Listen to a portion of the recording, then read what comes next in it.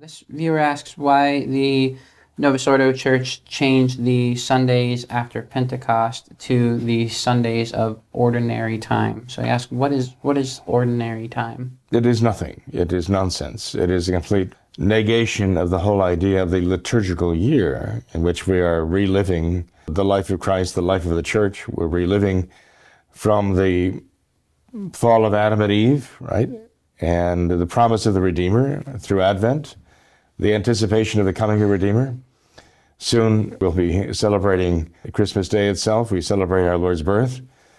For 40 days after that, we celebrate the Christmas season until February 2nd. Then we begin to work our way through Septuagesima, Sexagesima, Quinquagesima toward Lent itself, commemorating our Lord's 40 days in the desert, right?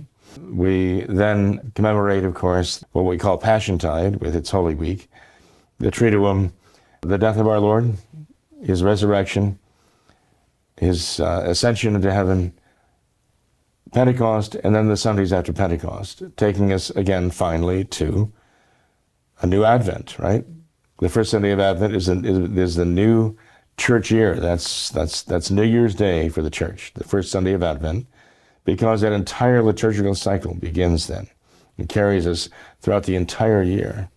And the nexus, of course, is the gospel for the last Sunday after Pentecost and the gospel for the first Sunday of Advent, talking about the coming of our Lord to judge mankind at the end of the world. Both gospels, back to back, Sunday to Sunday. This is the liturgical year. The just dropping of the Sundays after Pentecost and replacing the word even, Pentecost, with ordinary time, is meaningless. In terms of the Catholic liturgy, it is meaningless. There's no such thing as ordinary time in a liturgical year.